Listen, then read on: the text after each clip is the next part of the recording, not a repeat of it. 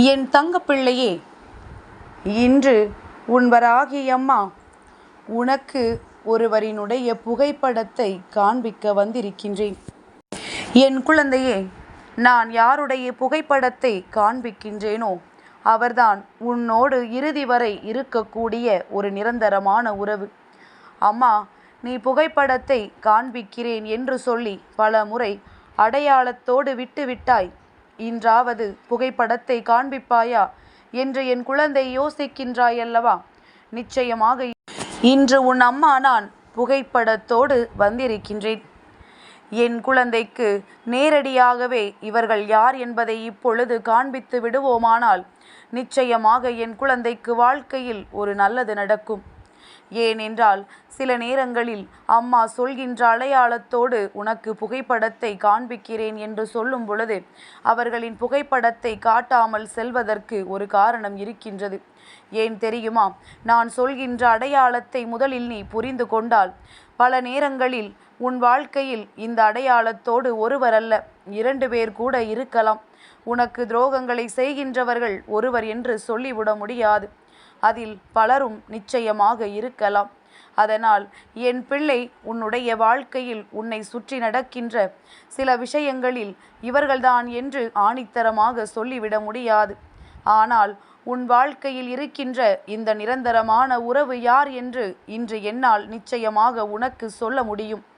அவர் யார் என்பதை என்னால் உனக்கு முழுமையாகவே காட்டிவிடவும் முடியும். அதனால்தான் இன்று இந்த தாயானவள் உனக்கு அவர்களின் புகைப்படத்தை மட்டுமல்ல, அவர்கள் யார் என்பதும் இத்தனை நாளும் அவர்கள் உன்னோடு எப்படி பழகி வந்தார்கள் என்பதனையும் நான் உனக்கு சொல்கின்றேன். என் தங்கமே, இந்த வாழ்க்கையில் ஒரு உறவாவது நமக்கு உண்மையாக இருந்து விடாதா? ஒரு உறவாவது நமக்கு நிரந்தரமாக இருக்காதா என்று என் குழந்தை ஏங்கி தவிக்கின்றாய். அம்மா, எல்லோருக்குமே கஷ்டம் என்ற ஒன்று வந்தால் அவர்களுக்கு என்னவென்று கேட்பதற்கு சிலர் இருக்கின்றார்கள். ஆனால் எனக்கு ஒரு பிரச்சனையோ அல்லது ஒரு சந்தோஷமோ வருகிறது என்றால் அதை பகிர்ந்து கொள்வதற்கு யாரும் இல்லை. நான் யாரோடு இந்த விஷயத்தை பகிர்ந்து கொள்ள முடியும், யாரிடத்தில் எனக்கானதை தேட முடியும் என்று என் மனது தவிக்கின்றது. என்னை பார்த்து நீ சாப்பிட்டாயா என்று கேட்பதற்கு கூட யாரும் இல்லை. இப்பேற்பட்ட சூழ்நிலையில்தான் நான் வாழ்ந்து கொண்டிருக்கின்றேன். நான் பார்ப்பவர்கள் எல்லோரையுமே எப்படி இருக்கின்றீர்கள், சாப்பிட்டீர்களா என்று கேட்கின்றேன். ஆனால் மீண்டும் என்னை பார்த்து கேட்பதற்கு யாரும் இல்லை. என்னுடைய மனது போல மற்றவர்களின் மனது இல்லை. இதனால் எனக்கு அதிகமான வேதனையாக இருக்கின்றது என்று என் குழந்தை வருத்தப்படுகின்றாய். உன்னுடைய வருத்தத்திற்கு நான் இன்று தீர்வினை சொல்கின்றேன். என் தங்கமே, நாளை உன் வாழ்க்கையில் பஞ்சமி விடியலோடு அதிசக்தி வாய்ந்த நாளாக விடியப் போகின்றது. நாளைய விடியலில் நிச்சயமாக நான் சொல்கின்ற இந்த நிரந்தரமான உறவை நீ காணவும் செய்வாய். அவர்களிடத்தில் இருந்து நல்ல வார்த்தைகளையும் நீ பெறுவாய். நல்ல செய்தி ஒன்று அவர்களிடத்திலிருந்து உனக்கு நிச்சயமாக வரும். என் தங்கமே, நான் சொல்வது போல நடக்கவில்லை என்றால் நிச்சயமாக நீ என் மீது வருத்தப்படலாம், அம்மாவின் மீது கோபப்படலாம். உனக்கு அத்தனை உரிமையும் இருக்கின்றது என்பதனை முதலில் நீ புரிந்து கொள்ள வேண்டும். என் குழந்தையே, உன்னுடைய வாழ்க்கை இந்த தாயானவளை சுற்றி சுற்றி வந்து கொண்டிருக்கின்றது. எத்தனை பிரச்சனைகள் சோதனைகள் உனக்கு வந்தாலும் நீ என்னை அதிகமாக நாடுகின்றாய்.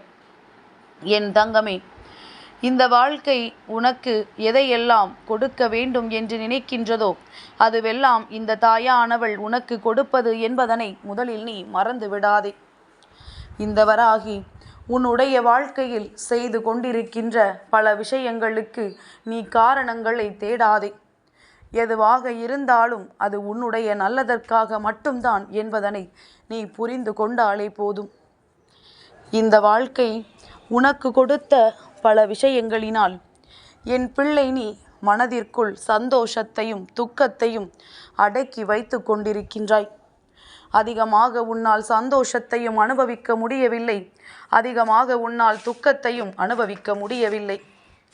என் பிள்ளை, இப்படி இந்த வாழ்க்கையில் உனக்கு சோதனைகளும் வேதனைகளும் அதிகமாக இருந்தபோதும் என் பிள்ளை நீ ஒவ்வொரு நாளும் ஏதோ ஒரு விஷயத்தை கடந்து வருவதற்கு முயற்சிகளை செய்து கொண்டிருக்கின்றாய். உனக்கும் வாழ்க்கையில் ஏதோ ஒரு பிடித்தம் இருக்கின்றது அல்லவா? அந்த பிடித்தத்தோடு நீ இந்த வாழ்க்கையை கடந்து வர வேண்டும் என்று நினைக்கின்றாய். அப்படி இருக்கும் பொழுது என் குழந்தைக்கு நிச்சயமாக மனதிற்குள் புரிய வேண்டிய ஒரு விஷயம், உனக்கும் யாரோ ஒருவர் இருக்கின்றார். அவர்களினுடைய வார்த்தைகள் உனக்கு ஆறுதலை கொடுக்கின்றது. அப்படியானால் அவர்கள் யாராக இருக்க முடியும்? உன் கண்ணுக்கு அவர்கள் தெரியவில்லையா? அல்லது அவர்களினுடைய உருவத்தை உன்னால் காண முடியவில்லையா? என் குழந்தை, நிச்சயமாக இதுதான் இப்பொழுது உன் வாழ்க்கையில் நடந்து கொண்டிருக்கின்றது. உனக்கென்று ஒரு நிரந்தரமான உறவு இருக்கின்றது. ஆனால் அந்த உறவினை உன்னால் அடையாளம் காண முடியவில்லை. ஏதோ ஒரு ஆறுதல் உனக்கு எப்பொழுதும் கிடைக்கின்றது. ஆனால் அதை தருபவர் யார் என்பது உனக்கு புரியவில்லை. இந்த ஆறுதல் நமக்கு நிரந்தரமாக நம் வாழ்க்கையில் கிடைக்குமா என்று என் பிள்ளை நினைக்கின்றாய் அல்லவா? என் தங்கமே, நிச்சயமாக உனக்கு கிடைக்கும். நான் உனக்கு ஒரு நிரந்தரமான உறவினை இப்பொழுது காண்பிக்கின்றேன். இவர்களை இந்த வாழ்க்கையில் நீ எப்பொழுதெல்லாம் சந்தித்திருக்கின்றாய், எப்பொழுதெல்லாம் இவர்களின் காட்சி உனக்கு கிடைத்திருக்கின்றது, இவர்களினால் உன் வாழ்க்கையில் என்ன நல்ல விஷயம் நடந்திருக்கிறது என்று நீ சிந்தித்து பார்த்தாலே போதும். நிச்சயமாக என் குழந்தைக்கு எல்லா விஷயங்களும் புரிந்துவிடும். என் தங்கமே, அம்மா சொல்கின்றவரை நீ கண்டிருக்கின்றாயா அல்லது எங்கேனும் பார்த்திருக்கின்றாயா என்று ஒரு முறை சிந்தித்து பார். என் குழந்தையே, இதோ அவரின் புகைப்படம் உன் முன்னால் இருக்கின்றது.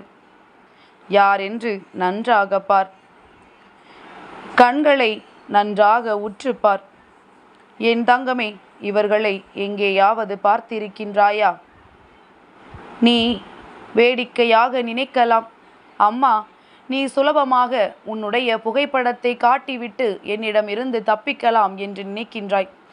உண்மையிலேயே எனக்கு ஒரு நிரந்தரமான உறவினை உன்னால் அடையாளம் காட்ட முடியாதா என்று கேட்கலாம். என் தங்கமே, நிச்சயமாக அம்மா உன்னிடத்தில் வெளிப்படையாக சொல்ல வேண்டும் என்றால், எந்த ஒரு உறவுமே இங்கு நிரந்தரம் கிடையாது. யாருமே இங்கு யாருக்காகவும் இல்லை. அவரவர்கள் சுயநலம் எல்லோருக்கும் இருக்கின்றது. என் தங்கமே, சிலர் அப்படியே உனக்காக இருந்தாலுமே அவர்களுக்காகவும் அவர்கள் வாழத்தானே வேண்டும்.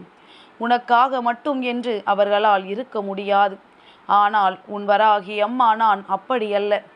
நான் உன்னுடைய வாழ்க்கையில் என்றுமே நிரந்தரமாக இருப்பேன். என் குழந்தைக்கு வாழ்க்கையில் என்றுமே நான் ஒரு தாயாக வாழ்ந்து கொண்டிருப்பேன்.